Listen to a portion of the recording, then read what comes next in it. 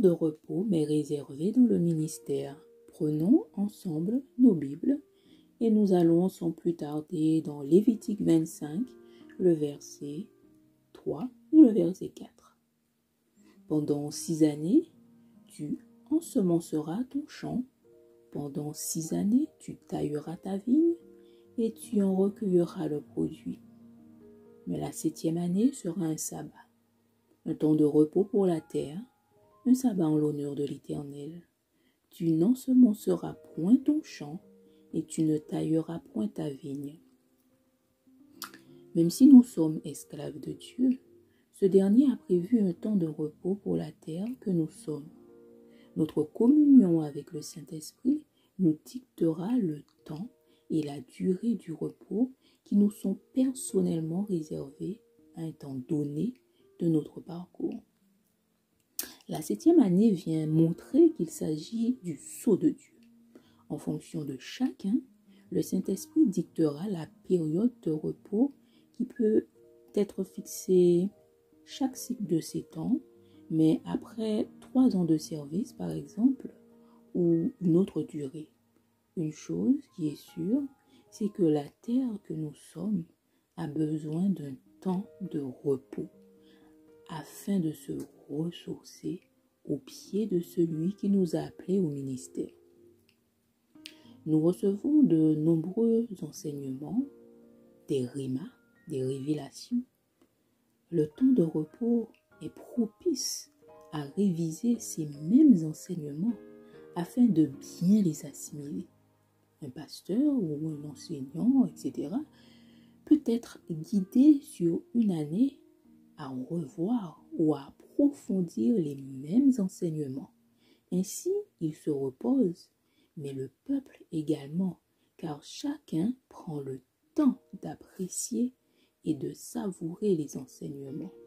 Et oui, savez-vous que Dieu est capable de fermer une église pendant un temps donné? Nous l'avons vu durant la crise sanitaire. Mais l'un des enseignements à tirer, c'est que chaque enfant de Dieu individuellement est une église. Donc, même si les murs de l'église locale sont brisés, les portes sont fermées, notre culte personnel continue. Le temple à Jérusalem est détruit, pourtant, les croyants et pratiquants continuent d'officier. Dans l'œuvre, nous avons besoin d'un temps de repos afin de bien nous ressourcer, car il y aura toujours du travail. Voyons-le dans Marc 6, versets 30 et 31.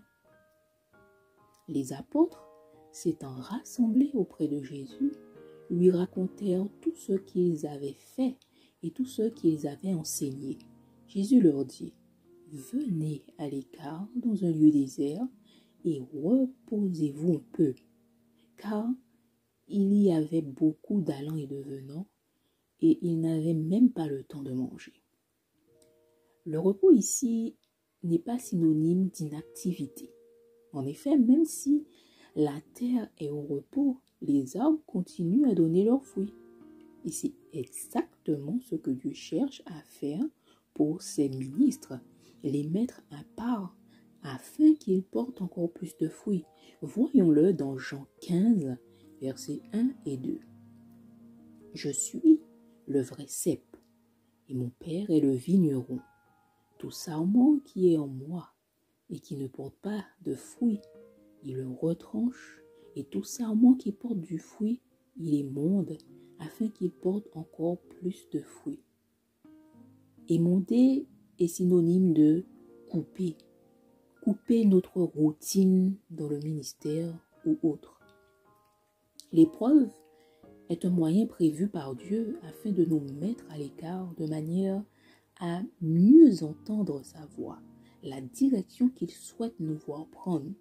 C'est peut-être le moment de déménager, d'aller plus loin dans le ministère, de chantre. Il veut faire de nous peut-être un pasteur. Il veut nous mettre à part afin d'écrire un livre, par exemple, de se reconvertir sur le plan professionnel, de se préparer à être parent, etc. Quelquefois, nous sommes attachés à notre ministère plus qu'à Dieu, attachés au lieu où nous exerçons le ministère alors qu'il est temps d'aller ailleurs. Les temps de repos sont là afin de nous permettre de sortir de la routine et de rechercher encore plus la face de Dieu. La routine nous rend religieux et froids, alors que Dieu veut que nous soyons bouillants et guidés par le Saint-Esprit. La maladie, le chômage, le célibat, etc. ne sont pas toujours à voir comme des malédictions. Il ne faut pas toujours voir le mal partout, mais avoir le discernement, la sagesse de Dieu, afin de déceler quand il souhaite nous mettre à part pour un temps donné. Job, Daniel, Jacob, Élie ont connu des temps où ils étaient à part, coupés de leur routine quotidienne. Ils ont connu des épreuves prévues par Dieu, maladie, esclavage, prison, désert. Et au final, ça a concouru à leur bien. Romains 8, verset 28 nous dit « Nous savons du reste que toute chose concourt au bien de ceux qui aiment Dieu, de ceux qui sont appelés selon son dessein. » Nous allons finir, que nous soyons apôtres, évangélistes, pasteurs, enseignants, prophètes, chantres. Nous sommes tous des enfants au service du Père Céleste. Dans le service, il y a des temps de repos. Il en va de notre responsabilité de les saisir afin de contribuer à être efficaces dans le royaume pour la gloire de Dieu. Le ministère ne nous appartient pas, mais nous appartenons à celui qui nous a appelés au ministère. Donc, si Dieu nous met par son Saint-Esprit au repos pendant un temps, nous lui devons docilité et obéissance. Se laisser guider par le Saint-Esprit est très reposant. Prions ensemble. Père, dans le nom de Jésus, aide-moi à être sensible à ton Esprit Saint et à comprendre et entrer avec succès et soumission dans les temps de repos que tu as prévus pour moi afin de glorifier ton saint nom. Amen. L'Évangile Plus vous souhaite un agréable moment sous le regard de Dieu.